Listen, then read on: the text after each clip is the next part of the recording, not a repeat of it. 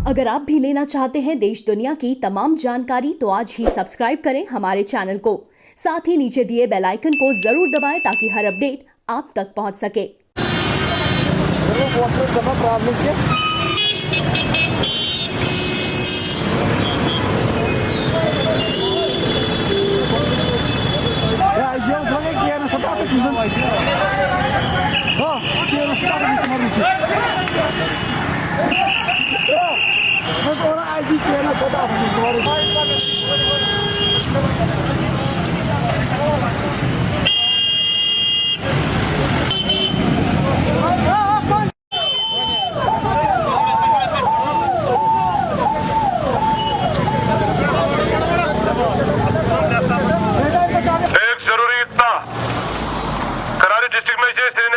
श्रीनगर में दफा 144 corona virus के पेश नजर बदस्तूर लागू है। तमाम लोगों से पुरजोर गुजारिश की जाती है कि वो अपने अपने घरों में ही महदूद होकर रहें। घरों से गैर जरूरी मामूली कामों के लिए बाहर न आए। जिस भी शख्स को बिना जवाज के परमिशन के कर्फ्यू पास के बाहर आते हुए देखा गया उसके खिलाफ सख्त कानूनी कार्रवाई की जाएगी। उसकी गाड़ी, उसकी बाइक, उसकी स्कूटी और उसको मौके पर ही गिरफ्तार किया जाएगा और 188 आईपीसी के तहत कानूनी कार्रवाई की जाएगी। चाहता है कि आप अपना अपना रुख अपने अपने घर की तरफ कीजिए। जो कानून की खिलाफ वर्जी करेगा उसके खिलाफ सख्त कानूनी कार्रवाई की जाएगी। नमस्कार, साक्षी न्यूज़ नेटवर्क पर आप सभी का स्वागत है। जम्मू कश्मीर में भी कोरोना वायरस के मामले लगातार बढ़ रहे हैं। लॉकडाउन भी लागू है, लेकिन कुछ लोग ऐसे हैं जिनको लॉकडाउन के नियमों का अवहेलना करने में शायद आनंद आता है। प्रशासन बार बार समझाता है कि आप लॉकडाउन के नियमों का पालन करने वरना अगर कोरोना वायरस के मामले बढ़े तो ये सबके लिए मुश्किल वाली बात होगी। लेकिन कुछ लोग शायद समझना नहीं चाहते। प्रशासन भी ऐसे लोगों पर सख्ती कर रहा है, उनके वाहन भी जब्त कर रहा है जो अनावश्यक कारणों से सड़कों पर निकल रहे हैं। जो अनावश्यक कारणों से सड़कों पर निकल रहे हैं उनको हिरासत में भी लिया जा रहा है। और खासतौर पर ऐसा समय जबकि आप देखिए कि अब जो अलग अलग राज्यों में फंसे हुए थे जम्मू कश्मीर के लोग, वो वापस लौटना शुरू हुए हैं, तो और ज्यादा सतर्कता बरतते जाने की जरूरत है। प्रशासन हर तरह के उपाय कर रहा है, लेकिन इसमें देखिए जो कोविड-19 से लड़ाई है इसको सिर्फ प्रशासन ने या सरकार ने नहीं लड़ना है। ये एक सामूहिक लड़ाई है जिसमें सभी का योगदान बहुत जरूरी है। अगर कोई योगदान नहीं देता है, कोई सहयोग नहीं करता है तो वो सबके लिए मुश्किलों का सबब बन सकता है। आपने देखा कि किस तरीके से लोग सड़कों पर जाम लगा रहे हैं श्रीनगर की, और जो पुलिस की गाड़ी है जबकि उसमें बार बार अनाउंसमेंट की जा रही है कि आप घरों पर ही रहें, सुरक्षित रहें। प्रशासन आपकी सारी तकलीफें दूर करने के लिए आपके घर तक पहुंचेगा और पहुंच भी रहा है, ऐसा नहीं है कि पहुंच नहीं रहा है। और आइए आपको मिलवाते हैं हम जम्मू कश्मीर के, खासतौर पे कश्मीर संभाग के डीसी से, और उनसे सुनते हैं कि क्या उन लोगों पर कार्रवाई की जाएगी जो लॉकडाउन के नियमों की अवहेलना कर रहे हैं। और खासतौर पर अब ईद भी आने वाली है तो ईद को लेकर क्या तैयारियां हैं प्रशासन की, लॉकडाउन में और क्या क्या प्रशासन सहूलियतें देने जा रहा है। खासतौर पर जो ऑटो रिक्शा वाले हैं, जो टैक्सी वाले हैं, जो शिकारा वाले हैं, उनके लिए मुश्किल है क्योंकि उनको अब तक कुछ राहत नहीं मिली। तो उनके लिए सरकार के प्रशासन की योजनाएं क्या हैं, आइए सुनते हैं डीसी साहब से खुद। देखिए, जो लॉकडाउन की एनफोर्समेंट का है, लगभग 15,000 पुलिसमैन की डिप्लॉयमेंट हर रोज़ होती है सुबह से शाम तक इसको एनफोर्स करने के लिए।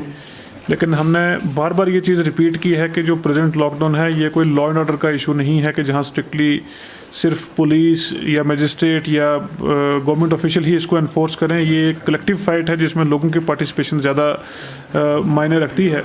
हमने अपनी तरफ से कंप्लीट रिस्ट्रिक्शन रखी हैं, लेकिन उसके बावजूद काफ़ी इलाकों में वायलेशन के इंस्टांसेस आते हैं।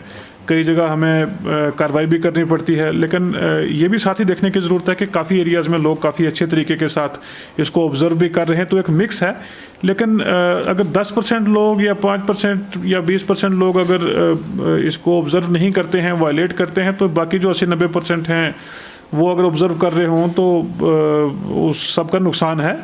इसमें मैं समझता हूँ कि अगर 1% भी हमारी वायलेशन होती है और कहीं इस किस्म के केसेस हों तो वो स्प्रेड हो सकता है, आउटब्रेक हो सकता है।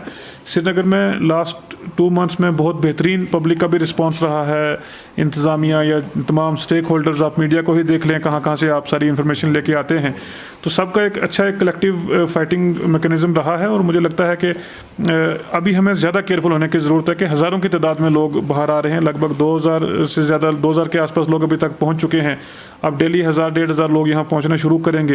तो ज़रूरी है कि एक तो जो बाहर से लोग आएँ उनकी टेस्टिंग भी हो और वो टेस्ट रिजल्ट्स होने के बाद ही अपने घरों में जाएँ।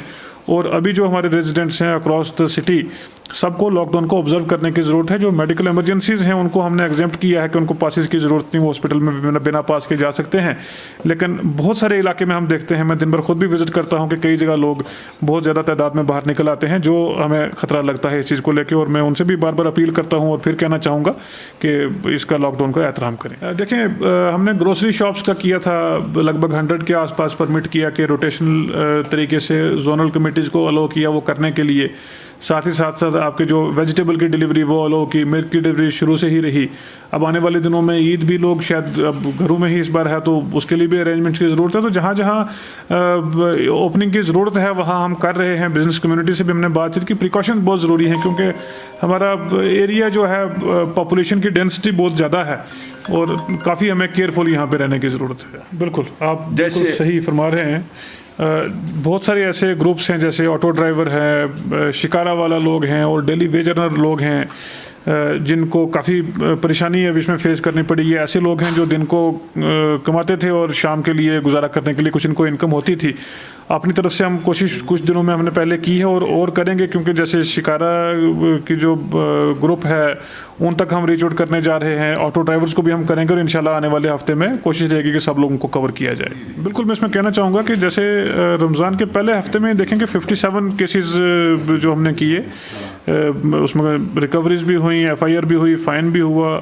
लगभग 150 से ज़्यादा शॉप्स को सील किया गया जो प्रॉफिटियरिंग कर रहे थे, ओवर चार्जिंग कर रहे थे और वायलेशन में जो ओपन थे। इसके साथ साथ ये ज़रूरी भी है कि लोग शिकायत भी करें। कई जगह आप देखें मैक्सिमम केसेस में कंज्यूमर राइट्स की अगर हम बात करें तो लोग अवेयर भी नहीं होते शिकायत किसको करनी है, किसको बोलना है। तो कहीं वो चीज़ें छुपी भी रह जाती हैं। हमारी तरफ से एनफोर्समेंट इंटर डिपार्टमेंटल टीम हमने रखी है, फूड डिपार्टमेंट की, पुलिस के ऑफिसर्स आते हैं, मजिस्ट्रेट्स हैं, लीगल मेट्रोलॉजी से हैं, तो वो अपनी तरफ से इंस्पेक्शन करते हैं और डेली एक स्टैटिस्टिक्स मिलता है कि इतने शॉपकीपर के खिलाफ कार्रवाई हुई या कहीं वेजिटेबल मार्केट में या कहीं इस किस्म की जो प्रैक्टिस होते हैं। मेरी रिक्वेस्ट रहेगी कि लोग इसमें आगे भी आया करें, बताया करें, क्योंकि जैसे एक स्पेसिफिक केस हमें मिलता है उस पर कार्रवाई होती है तो 4 लोगों में और कानून के लिए एक रिस्पेक्ट जो है वो रहती है कि भाई ओवर प्राइसिंग के प्रॉफिटिंग ना करें।